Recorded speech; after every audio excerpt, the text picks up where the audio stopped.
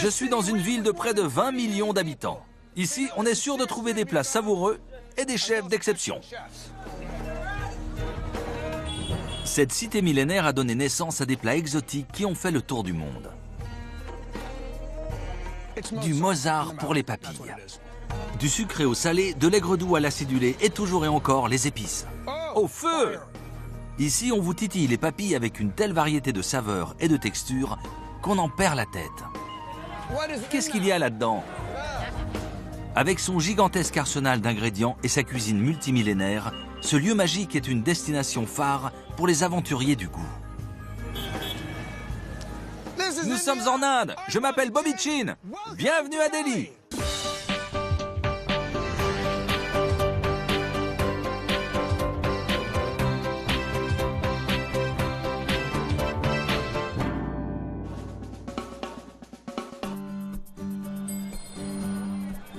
Delhi est situé dans le nord de l'Inde, le pays le plus peuplé du monde après la Chine. Elle abrite la capitale, New Delhi, et offre un concentré de traditions issues de tout le pays. Ici, on trouve en abondance des produits venus de toute l'Inde et toutes sortes d'épices, la véritable richesse du sous-continent. Le climat a façonné l'identité culinaire de la ville, tout comme la religion. Ici, 80% de la population est hindouiste. Les hindous ont un profond respect pour toutes les formes de vie, ce qui fait de la plupart d'entre eux des végétariens. Et de grands amateurs de produits laitiers. En Inde, la vache est sacrée. On ne la mange pas, mais on consomme son lait. C'est une explosion de calories. On dirait du beurre mélangé à de la crème et du sucre. Avec l'arrivée de l'islam, les plats à base de viande se sont généralisés. L'Inde a découvert de nouveaux produits, de nouveaux modes de cuisson et de nouveaux rapports à la nourriture. Fusion de culture, climat et histoire, tous ces ingrédients font de Delhi une ville hors du commun. Je vais goûter tous les délices de Delhi qui vont me tomber sous la main. Je veux comprendre comment l'histoire a façonné sa culture culinaire.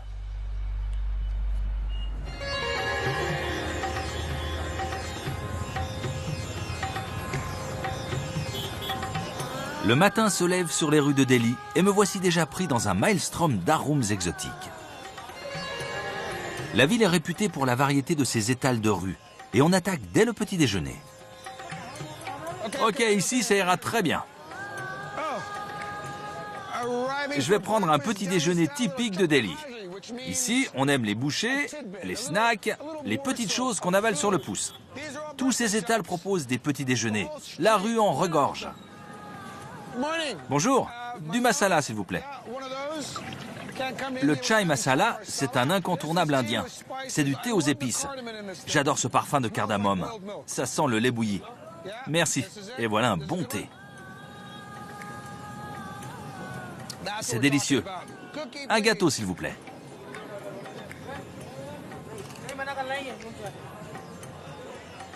C'est pas mal. Et voilà un petit déj façon Delhi. Je vais m'asseoir à côté de vous, tiens. Le chai masala, c'est un des grands bonheurs de l'Inde. On ne fait pas infuser le thé dans l'eau, mais dans du lait, avec une tonne d'épices. Il y a une sorte de courant sous-marin de cardamome et de toutes sortes d'épices mystérieuses. Et ça, c'est top. Du pain sucré et du thé sucré, ça le fait. Vous en voulez?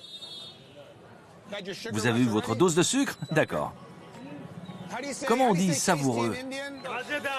Il me fait les gros yeux. Bhai chai pitaou.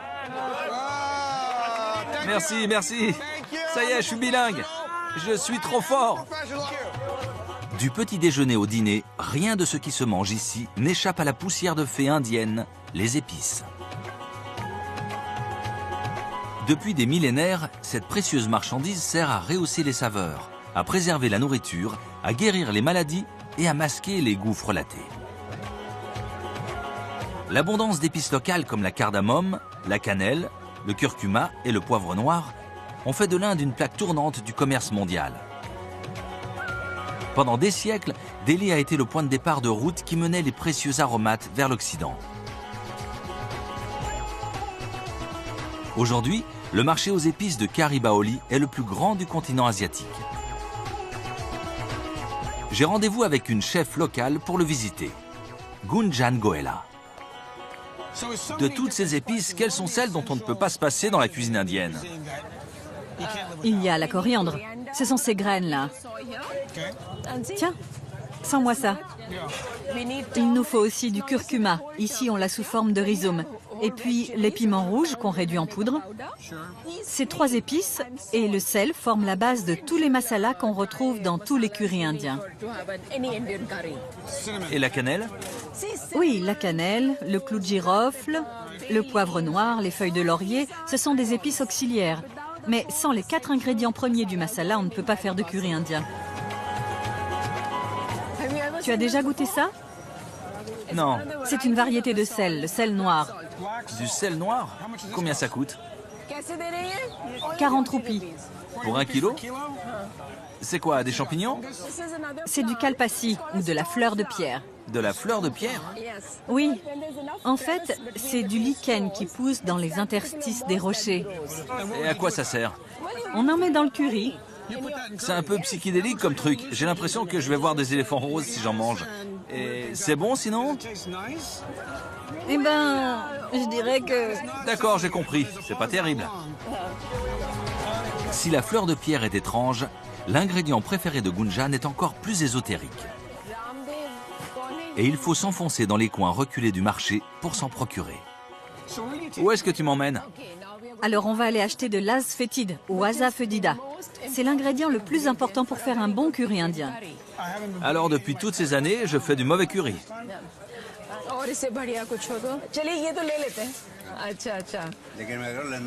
Je comprends rien.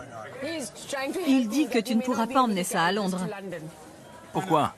Parce que l'asafoetida n'est pas un produit autorisé.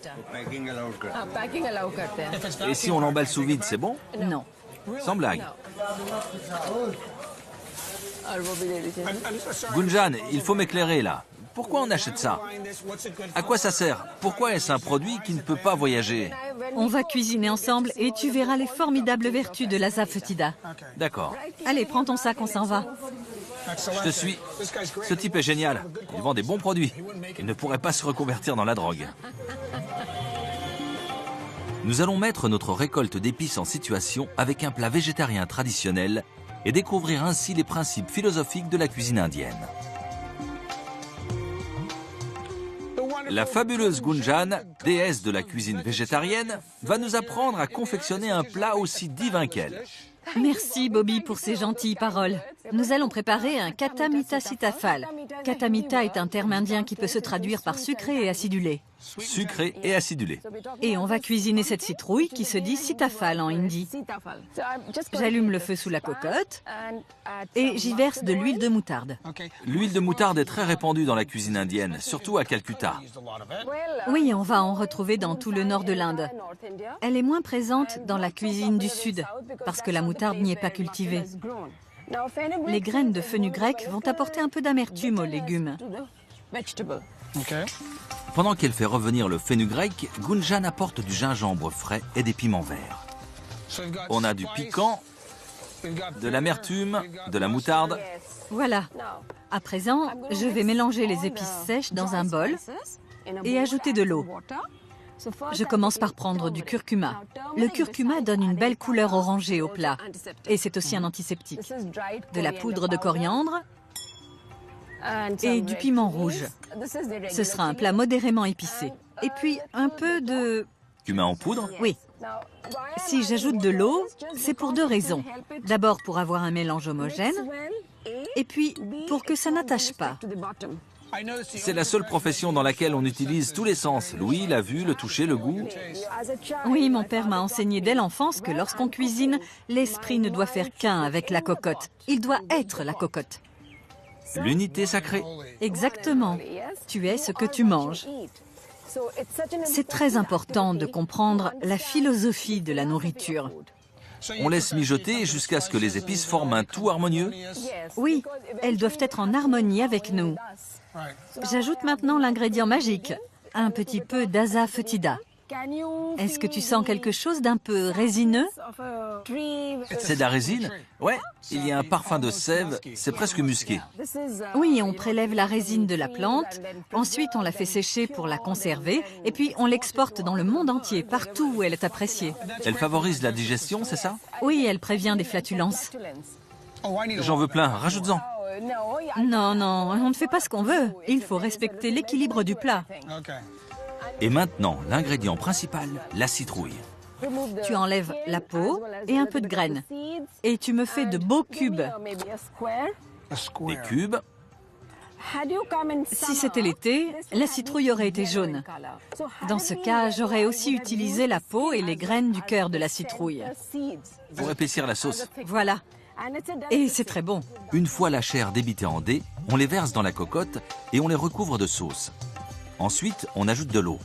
Pendant que la sauce réduit, nous allons préparer une bundi raita pour accompagner le plat. Prends le caillé. Quand on souffre de remontée acide, on conseille de consommer du lait froid ou du lait caillé. C'est parfait pour apaiser les maux intestinaux. Le piment va donner du piquant au plat. La nourriture, comme le corps et l'esprit, doit être équilibrée. Ici, comme la base est fraîche, on peut mettre un ingrédient qui chauffe un peu. Pour la garniture, j'ajoute des bundis. Ce sont des perles de farine de pois chiches frites. Encore quelques-unes. Et puis je mets un peu de cumin en poudre.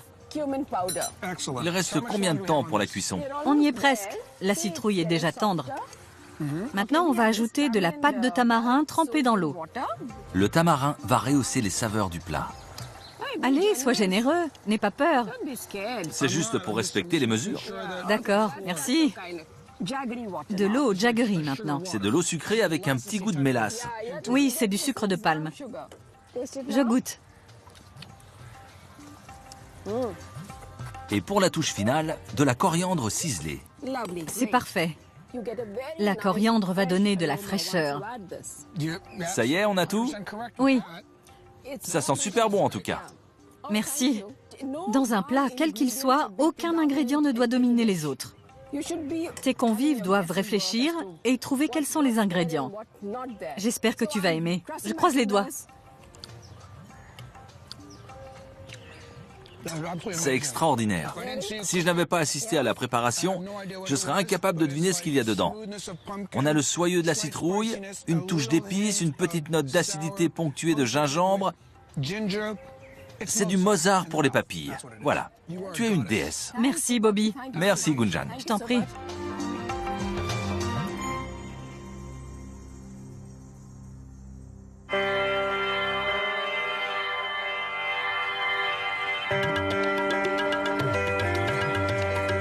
En Inde, religion et nourriture sont indissociables. C'est tout particulièrement flagrant dans l'hindouisme. La nourriture sustente le corps, mais aussi l'esprit et l'âme. Les offrandes de nourriture qu'on appelle prasad sont très répandues. Et nombre de divinités hindoues ont leur péché mignon. Krishna, par exemple, a été vaché. Il adore les produits laitiers, surtout le beurre ou le ghee. Hanuman, le dieu singe, adore le rouge et l'orange. Pour lui faire plaisir, offrez-lui des aliments de ces deux couleurs. Quant à Shiva le destructeur, ce n'est pas compliqué. Il aime tout. Et à l'occasion, il ne dédaigne pas la dive bouteille. Et puis il y a le dieu Ganesh. Il a un faible pour les gourmandises, surtout celle-ci, le laddu. C'est une boule de farine trempée dans du sirop de sucre. On se sert de sa main droite pour manger. Je vais en poser un tout petit bout là.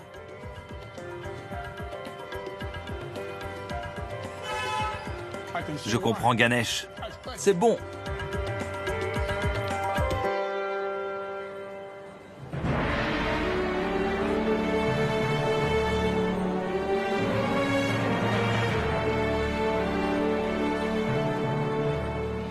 L'arrivée de l'islam au début du 8e siècle a bouleversé la culture et la cuisine indienne.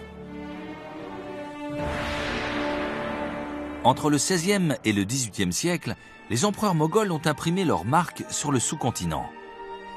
Originaires des steppes d'Asie centrale, les Moghols ont apporté des influences venues d'Afghanistan, de Perse et du Moyen-Orient.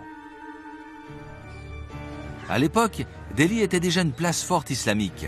Sous les Moghols, elle est devenue une cité florissante, le centre de l'empire.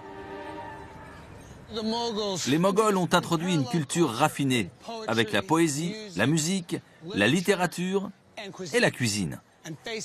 Quand on sait construire ce genre de choses, on est forcément capable de préparer un curry d'anthologie. Voici le tombeau du second empereur moghol, Humayun. Celui-ci a régné sur le nord de l'Inde au milieu du XVIe siècle.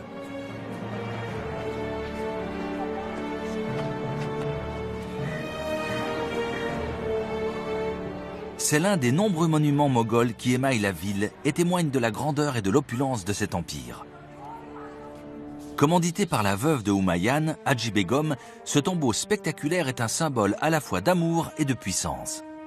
Il a servi d'inspiration au Taj Mahal, érigé moins d'un siècle plus tard.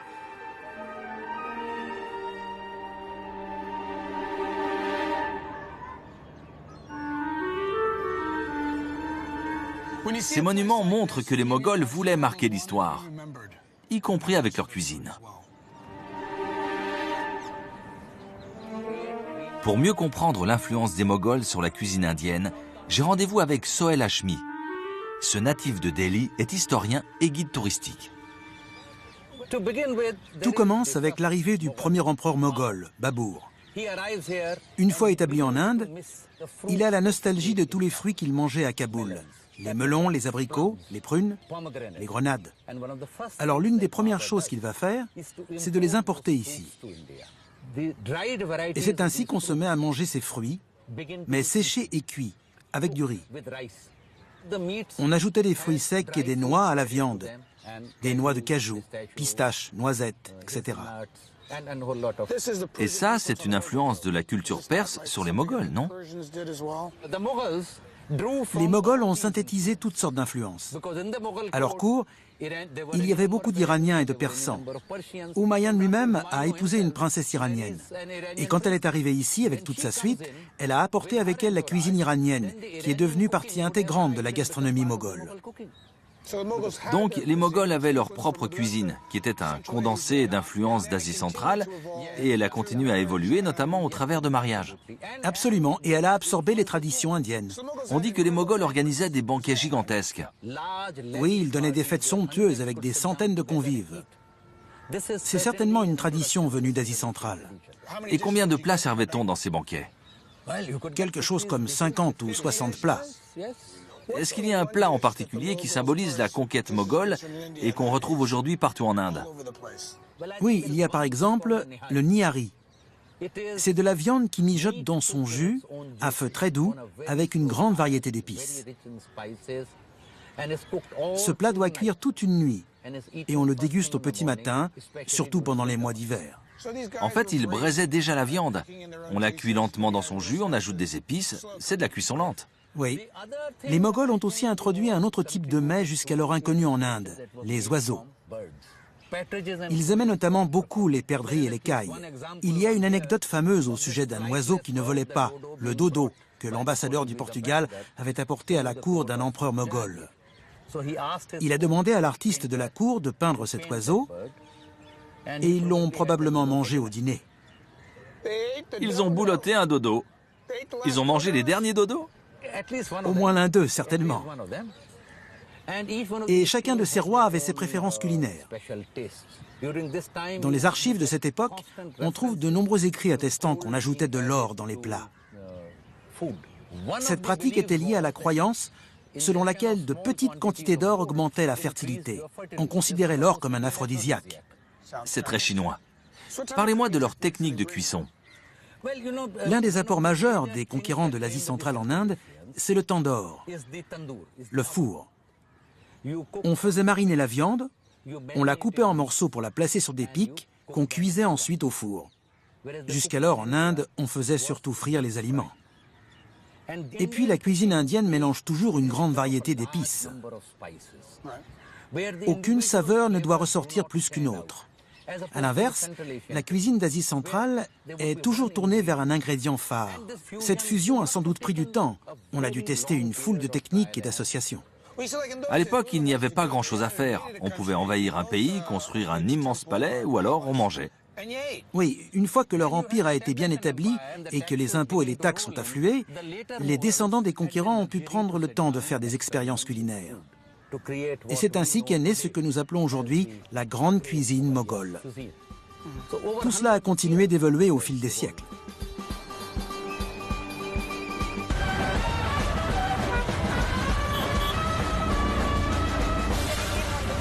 Ce petit cours d'histoire m'a mis en appétit.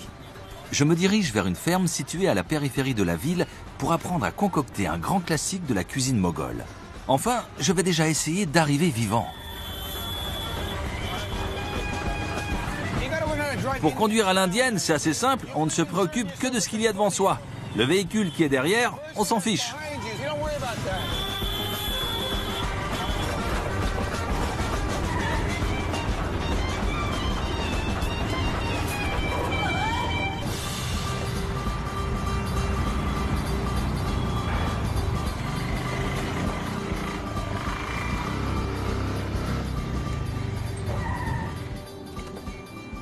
Qui a dit que les Chinois ne savent pas conduire? Virander Datta est un chef cuisinier réputé. Les produits de sa ferme alimentent les écoles et les associations caritatives locales. Il m'a invité à cuisiner dans son Haveli, une demeure traditionnelle indienne vieille de 400 ans. Virander l'a fait transporter pierre par pierre depuis Jodhpur à plus de 500 km d'ici. Je suis avec le chef Datta qui va nous montrer un plat moghol, le poulet tandoori, le célébrissime poulet tandoori. Tout à fait. Un plat de la cour des empereurs moghols qu'on trouve aujourd'hui dans toutes les maisons et tous les restaurants.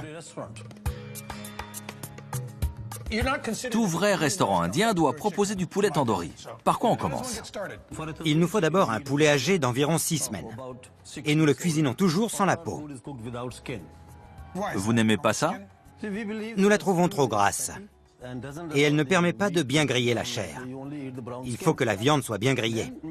On va pratiquer des entailles obliques. Vous entaillez la chair pour accélérer la cuisson et pour que la marinade pénètre bien la viande. Exactement. Ensuite, on la réserve. Elle est prête pour la première marinade. Il y en a deux? Exactement. La première, c'est une pâte composée en égale quantité de gingembre et d'ail. Une cuillerée? Vous pouvez en mettre 2. Ensuite, une pincée de sel. Une pincée de sel. Regardez l'artiste. Et ça, c'est du piment du Cachemire? Voilà, il est moins fort et plus coloré. D'accord. On peut le faire plus ou moins épicé. Voilà, selon son goût. Comme ça? Très bien. Maintenant, on mélange le tout. Il faut bien l'amalgamer. C'est bon, là? Parfait. Je suis le roi des mélanges. C'est très bien. Du jus de citron vert? Exact. Il va attendrir la viande. Ensuite, on prend les morceaux de poulet entaillés. Il faut le faire à la main? C'est le seul moyen de bien imprégner la chair de cette pâte. À la cuillère, on n'atteint pas toutes les entailles. Ils plaisantaient pas, ces Moghols. Ils aimaient manger. Et c'étaient des combattants. Il était essentiel de bien manger. Comme disait Napoléon, une armée marche à son estomac. Ça lui a réussi. Voici notre première marinade. On laisse mariner 25 minutes? Tout à fait. On va laisser le plat à l'ombre pour que la magie de la marinade opère. Il est temps d'allumer le tandoor. Traditionnellement, il s'agit d'un four rond en terre cuite. Il est réputé pour la chaleur intense qu'il dégage. Un tandoor peut atteindre près de 500 degrés. Bon, le tandoor chauffe, le poulet marine, on passe au chutney. On va utiliser tous ces ingrédients. Pour obtenir un chutney au goût authentique, il faut utiliser cette meule en pierre. Donc il nous faut de l'ail, du gingembre. Je suis très fort pour écrabouiller les trucs. On pourrait dire que je suis un dieu de la destruction. Je suis Shiva. Exactement. Ça, c'est un ustensile très classe. J'imagine qu'on l'utilise depuis des milliers d'années, non? Regardez, ces petites rainures permettent de râper les ingrédients. Je vais émincer un oignon entier. De la coriandre. De la menthe. On en met en quantité égale? Les mixeurs modernes transforment tout en pâte informe. D'accord. Cet ustensile permet de garder un peu de texture. Exactement. Ces Moghols me rappellent les Ottomans. Ils adoraient cuisiner eux aussi. J'ajoute un peu de piment et un trait de jus de citron. Le yaourt est en option. Si vous aimez votre chutney très épicé, ce n'est pas la peine d'en ajouter. 1, 2, 3. 3. Donc c'est l'ingrédient alcalin qui donne un peu d'acidité, domestique le feu des épices et lie les saveurs entre elles. Je vais le goûter pour me rendre compte.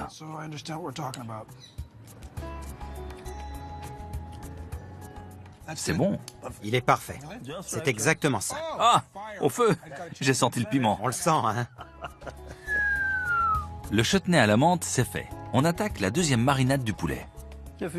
J'ai ici un bol de yaourt. On va tout mettre parce que la marinade doit recouvrir entièrement le poulet. Du piment rouge en poudre. Ça va donner de la couleur au poulet et aussi l'épicé. Du garam masala. C'est un masala à base de cumin et de graines de coriandre. De l'huile, génial. Oui, l'huile de moutarde est très aromatique. Et ça donne une belle acidité à tous les plats. On refait mariner le poulet. Oui, c'est la deuxième marinade. Regardez, c'est fluorescent. Insistez bien sur les entailles. Allez, je vais me salir les mains pour faire ça bien. Voilà. On peut laisser toute une nuit ou ça fait trop? C'est possible, oui. Plus la viande marine, plus elle est tendre. Et plus le temps de cuisson est réduit. Mais 45 minutes suffisent. Bon, je vais me laver les mains. Je vous dis à tout de suite. Et voilà, un magnifique poulet tandoori mariné. Il faut maintenant embrocher la bête. Il y a une technique?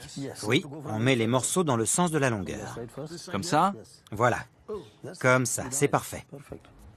Je maîtrise la technique. Et l'ingrédient final pour empêcher les morceaux de glisser? Une pomme de terre.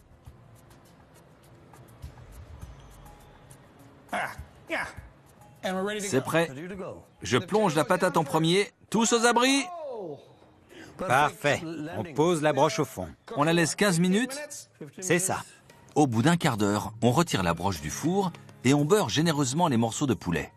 Puis on replonge la broche dans la fournaise pour terminer la cuisson. Et maintenant, on va la laisser encore une petite demi-heure. Comment ils font pour les servir en 5 minutes au resto? Ils les font cuire à l'avance. Là, ce sera meilleur alors. Oui, ce sera tendre et moelleux, au lieu d'être sec. Et voilà. Le tandoor fonctionne comme un barbecue semi-fermé. Au cours de la cuisson, la viande se gorge des arômes fumés du bois et du charbon. C'est prêt? Oui, cette fois, ça y est. On n'entend plus de crépitement. L'huile ne coule plus. Tous les liquides se sont évaporés. Regardez-moi ça. C'est bien coloré. Je retire les morceaux. Voilà. On badigeonne la viande de beurre pour la faire briller et pour le goût. C'est comme ça que faisaient les Moghols. Un peu de jus de citron. L'ancêtre du tandoor existait déjà en Inde avant l'arrivée des Moghols, mais ce sont eux qui l'ont élevé au rang d'art culinaire. Regardez-moi ça. Du poulet tandoori tendre, fumé, succulent et savoureux.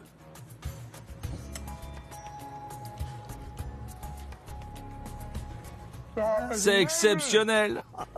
Vous êtes un génie. Je suis fier de vous. Vous avez bien travaillé. C'est du délire. C'est le meilleur tandoori de ma vie. C'est parce que vous l'avez préparé vous-même. Non, parce que vous me l'avez enseigné. En résumé, l'important ce sont les épices et la température du four. La température. C'est capital. Et le minutage. Et les marinades. Avec ce plat, on ne peut pas tricher. Il demande de la patience. Monsieur Datta, le roi du poulet tandoori. C'est trop bon. Je suis obligé d'en reprendre.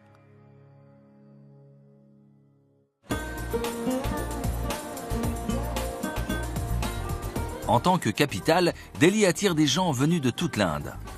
C'est un melting pot de traditions culturelles et gastronomiques. Pour répondre aux exigences de cette population dynamique et variée, la ville abrite une myriade d'étals de rue, réputés pour la qualité et la diversité de leur préparation. Delhi, c'est la capitale de la cuisine de rue. Il y a plein de snacks frits. Regardez ça. C'est incroyable. Qu'est-ce que c'est? On dirait un croque-monsieur. Sauf qu'il est frit. Les Anglais sont passés par là. Des pommes de terre frites? C'est quoi ça?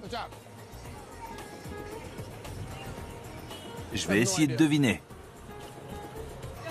On dirait une galette de pommes de terre frites et tout ce qui fait penser à la cuisine indienne est là-dedans, au milieu.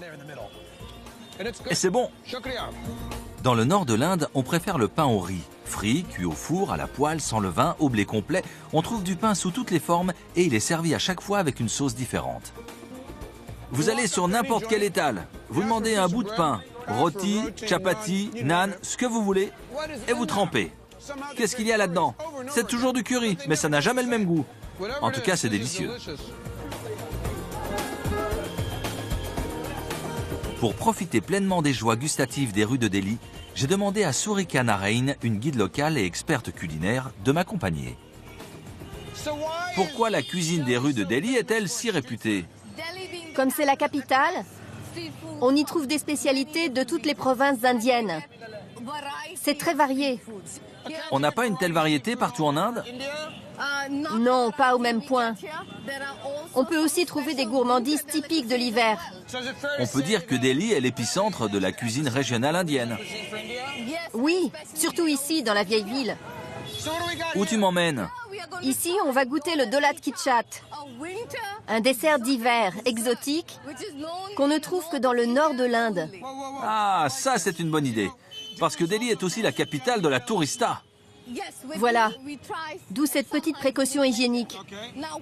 Alors, qu'est-ce que le dolat kichat? Le soir, on prend du beurre et de la crème et on les baratte jusqu'à créer un mélange mousseux. Au matin, on en remplit son tal, on ajoute du safran, on mélange le poura, le cheur et le poya. Je n'ai compris aucun mot à part le safran. Et je n'ai aucune idée de ce qu'est le poura et tout le reste. Contente-toi de goûter et de me dire si tu aimes. D'accord?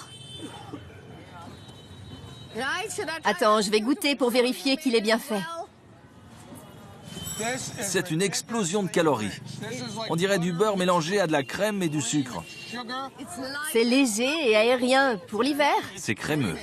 Léger et aérien.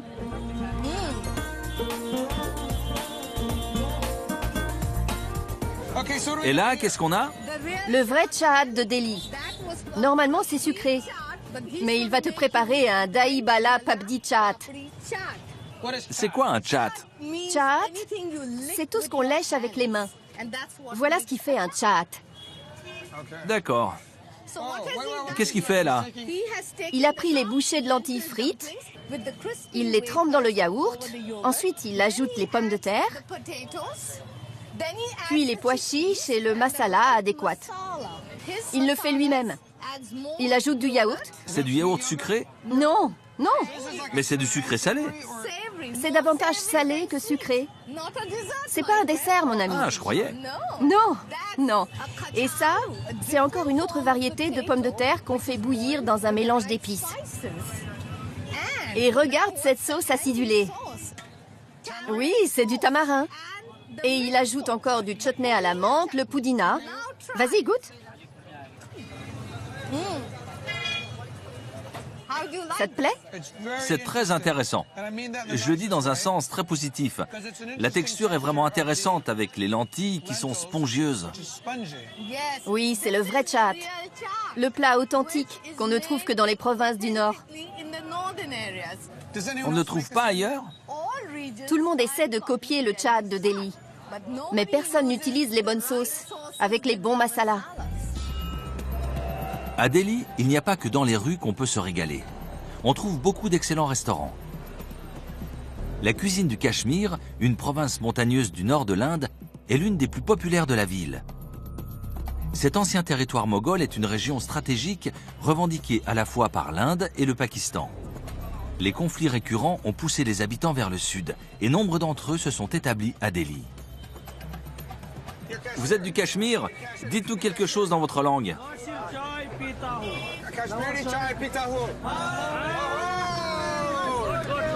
Merci. Aujourd'hui, Delhi regorge de restaurants cachemiris. Le Shore Bazaar, situé dans un hôtel aux portes de la vieille ville, est considéré comme l'un des meilleurs. J'ai rendez-vous avec son chef cuisinier pour découvrir les secrets de la gastronomie cachemiri. Le chef Pradip est le roi de la cuisine du Cachemire. Le plat emblématique de la région, c'est le Rogan Josh. Voilà, exactement. Le terme rogan fait référence à l'huile qui flotte en surface quand le plat est cuit. Et Josh indique le côté épicé et très pimenté de ce plat. Par quoi on commence? Un feu vif? La cocotte doit être très chaude. On commence par l'huile de moutarde. Il faut que la fumée s'évapore, sinon le plat sera trop amer. Tu en mets une sacrée quantité, dis donc. Dans ce plat, les épices sont reines. Il ne contient pas d'oignons, pas de tomates, pas de beurre ni de crème. Il n'y a que la viande et les épices. Je vais écraser de la cardamome verte et de la cardamome noire. Juste assez pour que leurs huiles essentielles se libèrent quand on va les verser dans l'huile de moutarde. J'ajoute des clous de girofle, des feuilles de laurier, 1 ou 2 bâtons de cannelle, quelques graines de cumin. Et on met tout de suite le mouton qu'on a découpé en morceaux. Magnifique! Tu entends ce bruit magique? C'est le chant du Rogan Josh. Quand la viande est saisie à feu vif comme ça, on est sûr qu'elle va conserver toute sa tendreté. C'est un mouton de quel âge? 2 à 3 ans, pas plus. Sinon, la chair devient caoutchouteuse. Mais si elle est saisie, elle reste tendre. Absolument. Les Cachemiris choisissent leurs morceaux de viande avec soin. Dans le Rogan Josh, on n'utilise que les cuisses. Ici, on a une cuisson à l'os. Est-ce que la viande peut aussi être désossée dans le Rogan Josh? L'os donne beaucoup de goût. La viande commence à brunir. On va pouvoir ajouter un peu d'asafoetida. Ce condiment va relever les saveurs du plat et atténuer son côté pimenté. C'est une épice qui vient de la sève de plante qui pousse principalement dans les montagnes du Népal. De la résine extraite d'une plante qui pousse au pied de l'Himalaya. Absolument. Voici du piment rouge du Cachemire en poudre. Il va donner du corps au plat et une magnifique couleur. J'en mets beaucoup, mais n'aie pas peur, il n'est pas fort du tout. C'est appétissant. À présent, on peut saler le plat. Je voulais d'abord que l'eau s'évapore. Maintenant, la viande va bien absorber le sel. Et on enchaîne tout de suite avec le lait caillé. En fait, on procède presque à l'inverse de la cuisine occidentale où on commence par assaisonner la viande et on la saisit après. C'est exact. Et ça change complètement le goût des plats. Pradip verse de l'eau pour refroidir le plat avant d'attaquer la seconde vague d'épices. On ne peut pas mettre toutes les épices d'un coup Non, chaque étape est importante. pour obtenir une palette de saveurs? Tout à fait. Je veux que chaque épice imprime sa marque sur les morceaux de viande. Comme tu le sais, le Cachemire a subi l'influence des Afghans et des Moghols qui ont régné sur la région pendant des siècles. Le mélange des ingrédients et la façon de cuisiner ont beaucoup évolué au fil du temps. Il verse du fenouil en poudre. Tu y vas carrément, dis donc. J'ai remarqué ça un peu partout en Inde. Vous jetez des épices dans les plats comme ça à l'instinct. Vous ne mesurez jamais les quantités. Oui, on nous inculque cette science dès l'enfance. J'ai déjà goûté du Rogan Josh Oui, et je n'ai jamais senti le fenouil dedans. et là tu vas le sentir. Tu n'as peut-être jamais mangé de vrai Rogan Josh. Du gingembre en poudre, Le rôle de cette épice, c'est de donner de la chaleur au plat et donc de réchauffer le corps. Le climat du Cachemire est très rude. Pendant les 4 ou 5 mois d'hiver, les gens ne bougent pratiquement pas de chez eux. Le plat a pris une belle couleur appétissante. Ce rouge profond, c'est la couleur du Rogan Josh. et encore un petit peu d'eau avant la dernière vague d'épices. Du cumin en poudre tout simple et le célèbre garam masala. En fait, le garam masala est un mélange d'une multitude d'épices, à tel point qu'il n'y a pas vraiment de recette fixe. On peut combiner 5 masalas comme on peut en combiner 50. Mais en fait, ça veut dire quoi, masala? Épices. Il n'y a pas 2 garam masala identiques. Chaque chef a sa recette secrète et c'est quelque chose dont nous sommes très fiers. Donc, c'est un mélange d'épices qui va de 5 à 50 ingrédients. 50, absolument. Pour préparer le galouti kebab, on peut utiliser un garam masala composé de 136 épices. Là, il faut maîtriser son sujet. C'est vrai. Chaque chef cuisinier garde jalousement le secret de son garam masala. J'ai tenté de sonder Pradip, mais il n'a rien voulu me dire. À présent, on va laisser le plat mijoter 45 minutes. Je peux goûter? C'est déjà excellent. C'est un peu aigre, un peu relevé. Et ensuite, c'est une harmonie de saveurs. Ça me fait plaisir. Tu me flattes. C'est ton plat qui flatte le palais. Je vais attendre en salle. Alors Bobby, voici ton Rogan Josh de mouton. J'espère que tu vas l'apprécier. Ça m'a l'air divin. Je suis sûr que je vais adorer. Merci beaucoup. Merci à toi. J'ai assisté à la préparation, mais pour l'instant, je ne sens que le parfum de la cardamome. C'est absolument divin. Incroyable. On pourrait dire de ce plat qu'il est très humble parce que c'est du mouton, mais il est tellement bon qu'il a acquis ses lettres de noblesse.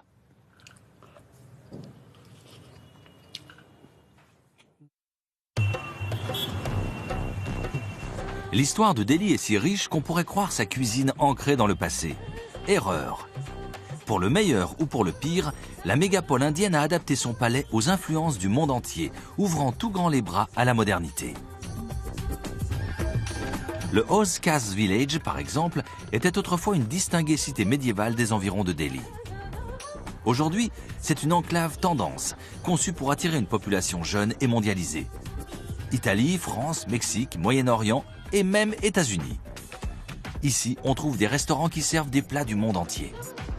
C'est là que se trouve l'Institut international d'art culinaire, une école de cuisine qui forme les chefs de demain et enseigne la gastronomie indienne des temps modernes.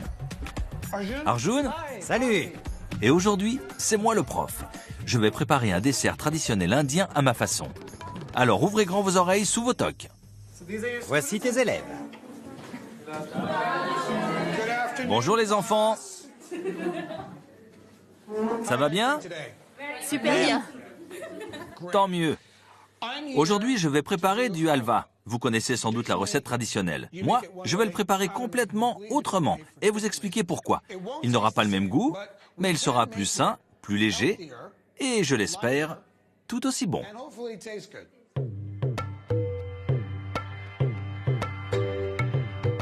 J'ai besoin de 2 volontaires pour m'aider. Vous deux? Très bien. Venez. Le halva est un dessert à la carotte très populaire en Inde. Normalement, il contient du beurre ou du ghee, du sucre et du lait, mais pas aujourd'hui. On ne va pas utiliser de ghee ni de lait condensé. La première étape, c'est de faire du lait d'amande. On va aussi utiliser du sucre de palme pour en faire un plat adapté aux diabétiques. Allez, on s'y met. Peux-tu me faire le grand honneur de prendre ces amandes blanchies et l'eau chaude pour les mixer là-dedans? Pendant ce temps, tu vas prendre le sucre et le faire caraméliser. Combien de cuillères, chef? J'en sais rien, moi. C'est toi qui as une toque. Tu l'aimes sucré? Oui, mais pas trop. Voilà, c'est ta responsabilité. Pas de souci. Tu me fais caraméliser ça, tu t'amuses avec. Bon, les carottes. Remue bien. Fais attention à ce que ça ne durcisse pas. Ça ne cristallise pas. Ça va donner un bon goût de carotte. On passe au lait d'amande.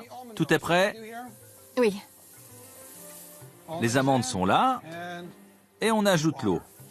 Et on va mixer avec la fonction pulse. Le pulse, c'est pour ne pas laisser de gros morceaux en surface. Du lait d'amande. Je l'utilise à la place du lait de vache. Pour obtenir un liquide bien fluide et crémeux, il faut le filtrer. Il faut bien presser la pâte jusqu'au bout, il en reste toujours un peu. Pour corser le mélange, je vais ajouter un peu de safran dans le lait. Mais avant, il faut le faire revenir. Un tout petit peu, sans le brûler. C'est très indien, non, de faire revenir les épices sèches? Oui, c'est vrai. Mais à quoi ça sert en fait? Vous le savez? C'est pour libérer les huiles essentielles. Bon, maintenant, je verse le lait d'amande. Pour adoucir le mélange, on met un peu de sucre de palme. Et puis, une pincée de cardamome pour l'arôme. Donc, pas de beurre, pas de ghee, pas de crème. Continue de mélanger. La touche finale, un cocktail de fruits et de noix. Des noix de cajou, des pistaches et des amandes pour donner une belle texture. Une poignée de raisins secs. Et on ajoute les noix.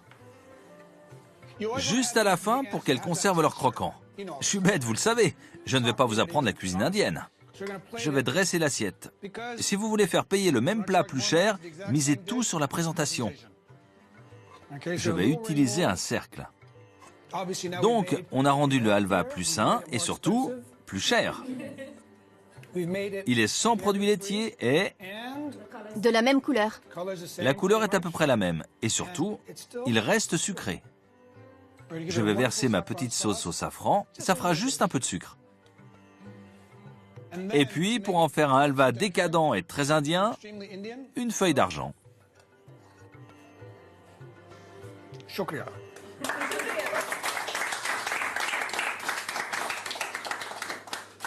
Et maintenant, le test ultime. Tu peux être sincère, hein? Je suis un dur à cuire. Non, c'est très bon. On n'a pas l'impression qu'il n'y a pas de sucre. On n'a pas l'impression qu'il n'y a pas de lait. C'est parfait. C'est très bien. C'est exactement la même chose. Et on sent bien la carotte. Oui, et elles ne sont pas réduites en purée. On garde le croquant. La texture. Et puis c'est rouge. C'est très bon. Bravo. Je te mets 20. À toi et toi aussi. Celui qui critique aura 0. La réaction des élèves est encourageante. Mais je me demande si on peut aussi trouver à Delhi une cuisine plus fraîche, plus légère et plus saine. En cas de doute, dirigez-vous vers un hôtel chic. C'est ma devise. J'ai comme l'impression qu'au Taj Palace, je vais trouver ce que je cherche. Bonjour chef. Bonjour. Je suis venu goûter votre incroyable cuisine. Je vous laisse choisir. Je vais vous faire une suggestion. Vous aimez les okras? Oui? Bon, j'ai ce qu'il vous faut. Notre restaurant est spécialisé dans la cuisson à l'huile d'olive. Alors, pas de ghee. Voilà, C'est donc plus léger. exactement. Je commence par un peu de cumin. Ensuite, de l'oignon émincé. J'adore le parfum des oignons et du cumin. La préparation des plats indiens commence souvent par une pâte d'oignon, de gingembre ou d'ail. Là, vous faites revenir l'ail. Voilà, ça n'est pas une sauce, mais un ingrédient sec, simplement haché. Et voici les okras que je vais ajouter. C'est un plat du nord de l'Inde? Oui, du fait de son ingrédient principal. L'okra est surtout cultivé autour de Delhi et dans le nord du pays. C'est pour ça qu'on le retrouve beaucoup dans la cuisine de la région. Pour ce plat, Rajesh utilise des épices classiques, du piment jaune, du curcuma et un peu de mangue séchée pour donner du punch. Un peu de citron. C'est la touche finale. Et ça va lier toutes les saveurs. Il y a quelque chose d'intrigant dans la cuisine indienne. Quand j'entre dans une maison italienne, je reconnais tout de suite l'ail et l'huile d'olive. Mais dans une cuisine indienne, on se dit toujours « Qu'est-ce que ça sent ?» On sait que c'est un plat indien, mais on ne peut pas être plus précis. Tout ce qu'on sait, c'est que ça dégage un parfum divin. Le moment où on introduit les épices est très important. Il faut procéder dans l'ordre et quand l'huile est à la bonne température. Sinon, on ne les sent pas. Avant de travailler dans ce restaurant, vous deviez cuisiner des plats traditionnels de Delhi, assez lourds. Vous n'avez pas eu de mal à vous adapter? J'étais convaincu à l'avance. Regardez-moi. Il n'y a pas de beurre et pas de ghee ici. Et de la crème? Non plus. On ne change pas le goût du plat, uniquement la méthode de cuisson des aliments, c'est-à-dire surtout l'huile de cuisson. Et on n'a pas besoin de convaincre les gens. Ils nous suivent d'eux-mêmes. On m'a dit qu'à Delhi, pour qu'on apprécie votre cuisine, il faut mettre une tonne de ghee. Oui, pourquoi pas. Mais si on met du ghee, on risque d'apprécier la cuisine moins longtemps. Avec l'huile d'olive, vous vivrez plus longtemps et vous profiterez des bons plats plus longtemps. Et voici la touche finale, de la coriandre fraîche. On mélange le tout et c'est prêt. Et voilà, Bobby. Bon appétit. Je le savoure déjà rien qu'avec les yeux. C'est léger, rafraîchissant. De la cuisine indienne saine. Les saveurs sont épurées, mais ça a le goût de la cuisine indienne. C'est grandiose. Vous me donnez des tas d'idées. Merci. C'était un plaisir. Ce séjour à Delhi a été un ravissement pour les sens. La mégapole du sous-continent offre toute la diversité gastronomique du nord de l'Inde, et bien plus encore. La ville en elle-même, ce cocktail échevelé de chaos, de beauté et de profondeur, reflète à la perfection les qualités de sa cuisine. Tous ces ingrédients détonnants se combinent comme par magie pour produire un tout à la fois harmonieux et foisonnant. Le défi pour Delhi aujourd'hui, c'est de conserver ses traditions culinaires, ses sauces complexes à base d'épices savamment dosées, tout en s'adaptant à l'ère moderne. Et c'est exactement ce qu'elle fait. La ville traverse une période de mutation fertile. Delhi a de l'avenir. Allez, on y va! Et on ne traîne pas.